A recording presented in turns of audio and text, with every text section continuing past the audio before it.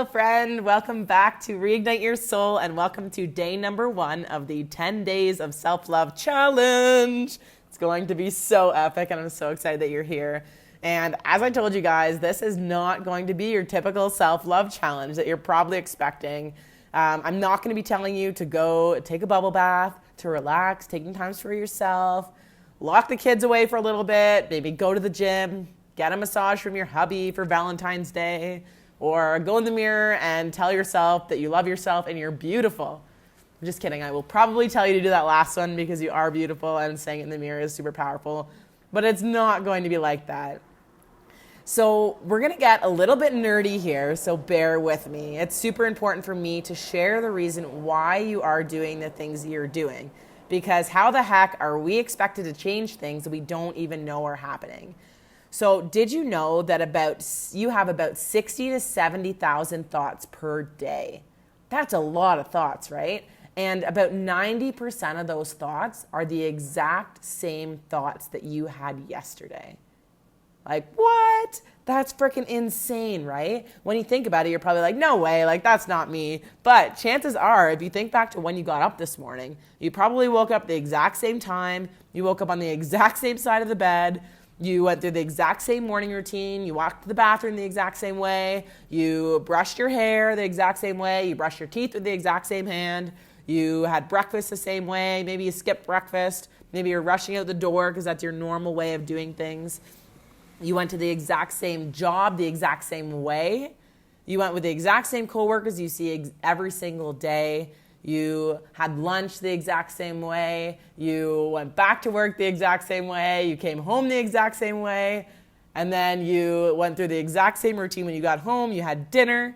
You maybe watched your favorite show, or maybe put on Instagram and scrolled through what everybody else is doing with their lives. You eat dinner. You come home. Like, it's just the exact same routine over and over and over again. And then you go to bed at the exact same side of the bed.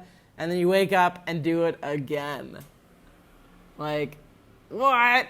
How did our life get so much on autopilot? It's crazy. And your life may not be exactly like that, but all of us have some sort of rendition that's very, very similar to that. And we don't even know it. So I want you to write this down. If you don't have your pen and paper, go grab it, pause me, and come back. Woo! So write this down. So currently, right now, you have the same thoughts. So I want you to write down same thoughts. Those same thoughts turn into your same choices. Your same choices turn into the same behaviors, which turn into the same experiences, which turn into the same emotions, which turn into the same beliefs, and your beliefs form your thoughts. So go ahead and draw an arrow right back from same beliefs all the way back to same thoughts. So this is the pattern that we are currently experiencing right now. So what does this mean for you? So right now, you're currently feeling the same feelings every single day. So therefore, your yesterday is going to be the same as today, which is going to be the same as tomorrow. So in truth, your past is exactly the same as your future. And you guys are obviously here because we do not want to have the same future as we have had in our past or what we've had today, right? We want growth. We don't want this same pattern to become our identity and who we are for the rest of our lives. So what do we need to do in order to change this pattern? We need to change our thoughts, right? That's the beginning of the pattern. And when you become conscious of the unconscious behaviors that you're having in this current reality, you're going to start making new choices. You're going to start making new actions and new experiences and so forth. And you're going to be able to change your beliefs and change the course of your future. So write this down. So you have your new thoughts, which we're going to be working on, which turn into your new choices, which turn into your new behaviors, which turn into new experiences, which turn into new emotions, happier ones hopefully, and which turn into new beliefs. And then draw that loop back from new beliefs all the way back to new thoughts, because your beliefs, they will determine what your thoughts are. And this may seem kind of overwhelming, right? Like you're like, yo, there's like thoughts, there's choices, behaviors, experience, emotions, beliefs. Like, how the heck am I supposed to change all this?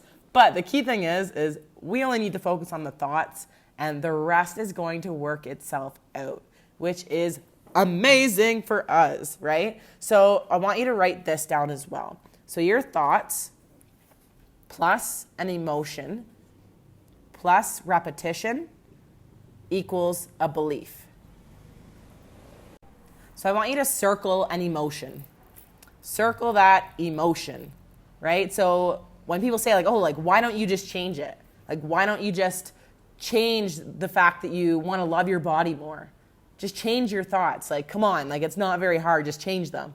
Like, say affirmations and change them. Like, no, it doesn't work, because if you say, I love my body, with the exact same emotion of that feeling of hate and sadness and discomfort, you're still going to be tying that same emotion to that new affirmation, and you're not going to change anything, right? So do you remember back in grade 1 when they taught you this formula that thoughts are plus emotions plus repetitions equals a belief?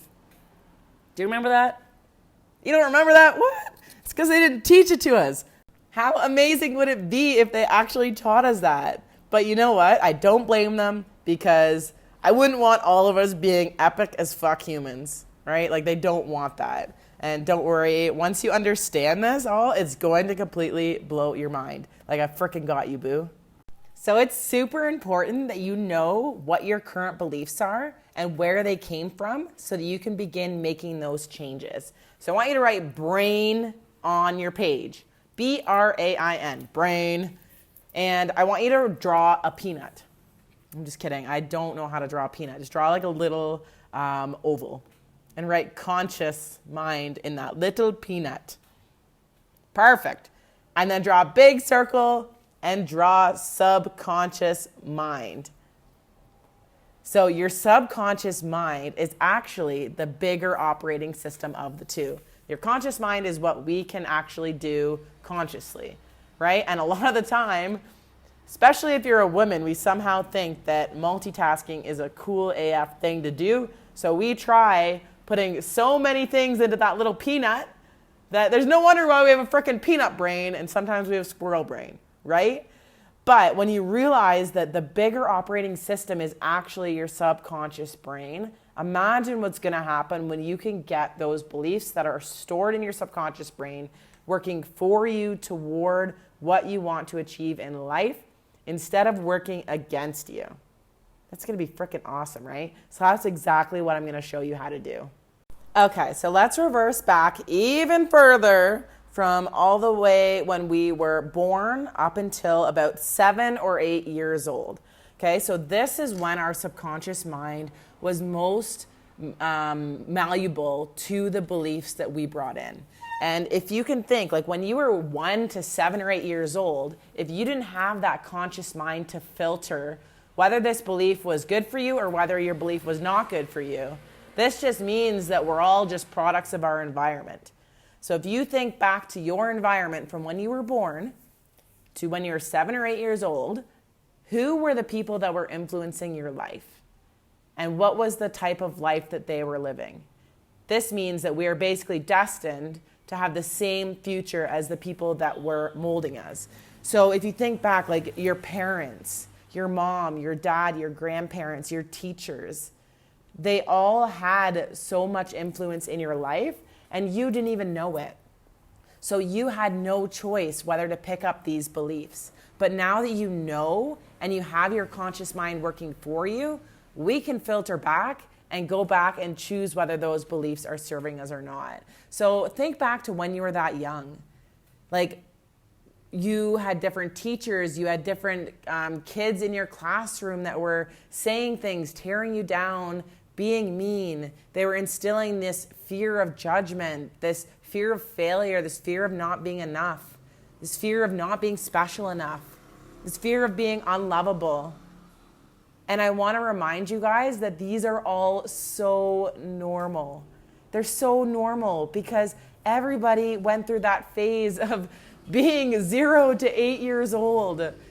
And they've all been through all of these different things where they never got to choose. And the crazy thing about this is, like, how old are you now? right? I am 28 years old. That means up until I figured this out, I was living with this belief system in my subconscious programming, which is like the background of a computer program running, dictating your life for the last 28 years. And we wonder why we're not actually getting where we want to go, because the only thing that we can change is our conscious thing as far as we knew, right? So I want you to draw another oval on your page. Woohoo! This is fun. It's like becoming a kid again. How awesome is this? And I want you to think. So however old you are, you've got this oval. This is the racetrack of the belief systems that you have been operating on since you developed these beliefs from 0 to about 8 years old. And I want you to think how many times you've went around this racetrack. So go ahead, however old you are, draw that circle around that racetrack. And I want to remind you that you also have, in those years, have been having 70,000 thoughts per day reinforcing these beliefs. So it makes sense that you've got this racetrack every single time you go around this racetrack. Like if you went around all the thoughts that were enforcing these beliefs into your head on your page, you would have burned through this page by now. And that trench would be so deep, right? Do you not agree with that? That trench would be so deep. So I want you to imagine you're trying now to crawl out of this trench. And who knows how deep it is at this point. You're crawling out of this trench to get up onto the land so that you can go explore different beliefs. And our brains are so primal. Like they are made for survival. And if you think about it, if you are now crawling out of this trench that has become your comfort zone, so however many years old you are, and you now start climbing out of that trench, your mind is going to be like on high alert, like survival mode. It just wants to keep you safe. And what happens when your brain tries to keep you safe? It causes fear. It causes anxiety. It causes these emotions that are saying, yo, we need to get back into this trench. This is where we've been operating on for the last 28 years or however old you are. We need to stay in there. This is safe. Like our life is literally on the line, okay? Like, yo. But that's what you have to understand is that this fear and this anxiety, it's real in our heads, but in reality, there's not anything there that can potentially kill us. By forming these new beliefs, you literally have to push past that fear and that anxiety and know that that is also very normal, okay? Having fear, having anxiety is all a normal thing. It's just you've got to push past it to reform those beliefs that are in your head. So in your little racetrack, I want you in the center of that racetrack, write safe. And on the outside of that racetrack, write fear and anxiety. And in big capital letters, write normal. And circle it and underline it with some exclamation marks. So I want you to go ahead and draw an arrow from where your safe zone is to your zone of fear and anxiety. And then also draw another arrow there to your bliss and ideal life. Perfect. Now through conditioning, we are going to condition our brains to go from that safe zone through that fear and anxiety into that zone where we get to create our ideal future. So your drawings are not done yet, guys. So go ahead and draw brain. Draw your brain, either write it out or get creative and draw a brain. So it's super important that we understand that our brains do not know the difference between fact or fiction. And our brains are just a massive record of the past. So go ahead and write that down. My brain does not know the difference between fact or fiction, and all it is a record of the past. And a little side note, I'm not too sure what your brain looks like, but mine kind of resembles a butt with a bunch of squiggly lines in it. OMG, definitely not an artist. And when I say it's a record of the past, it's not only just the visual record of the past, it's also storing that chemical and emotional part of in your brain, which is so powerful to understand. Because if you remember what I was saying, how a belief is just a thought plus emotion plus that repetition, That's what really ingrains things into your brain. And when you think about like gossiping or talking about different things that really hurt you, like when somebody says something mean to you and you have the urge to relive this, so you go tell your husband when you get home or your friend, and then you go talk about the situation again, like so and so said this to me, and like, oh my gosh, like what a bee, like blah blah blah blah blah. Every single time that you go through that situation, even though you're not in that same situation, and your brain does not know the difference between fact or fiction. So it doesn't know that you are not currently going through that exact same situation again. And all of those chemicals are refiring, reinforcing that belief into your head every single time you talk about it. So if that doesn't make you want to stop talking about negative situations over and over and over again, then I don't know what will. So ditch the gossiping, ditch reliving all this stuff, because your brain literally thinks that you're reliving this over and over and over again in real life. But that being said, with being conscious and now knowing this, you can then also do the opposite. So you can do this with those positive, empowering beliefs and really reinforce them with the emotion, with the chemical release, so that eventually your brain does not know the difference between fact or fiction. You can basically trick your brain through repetition of thoughts and emotions to believe that your brain and your physical body has already gone through this experience. So it can pull these beliefs from your past, which aren't actually in your past because it doesn't know, and manifest them into your future. And this is some pretty crazy stuff, guys. So if you don't understand all of this, that's totally okay. Like, I would encourage you to re-listen to this, because once you fully understand the power of your thoughts, you are going to be so addicted to it that you are going to want to become so conscious and start making all of these changes. So stick with me here, because I'm so excited to show you exactly how you go about doing this. So the key thing with all of this is just becoming conscious and being present.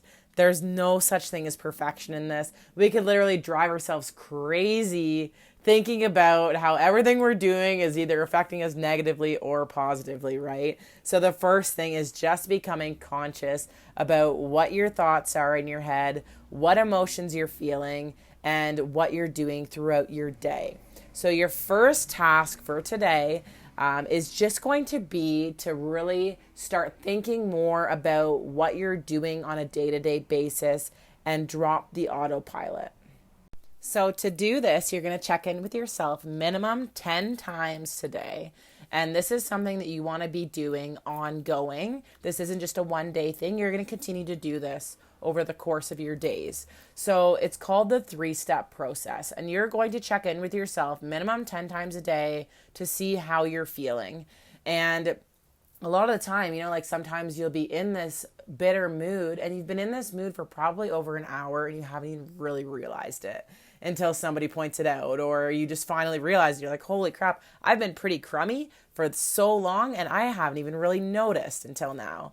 So this is going to help you to really become conscious and aware of how you feel things, where you feel things, and when you feel things. So to do that, there's an amazing app called Mind Jogger, MindJogger. And you can download it in the App Store for about $1. So if you want to do this option, there are 2 options you can do. It's an app that you can set up so that it reminds you 10 times a day. It'll pop up on your phone. You can have it say, how am I feeling in my body right now? And it's going to remind you to do this. Or another option that you can do is you can do something. You can either put your ring on the opposite hand. You can put your bracelets on the opposite wrist.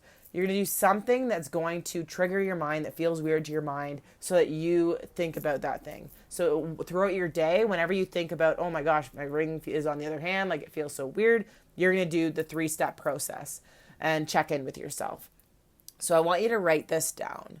So this is your 3-step process. So every single time, 10 times throughout your day, you're going to go through this. So you're going to say to yourself, there it is. That's my program.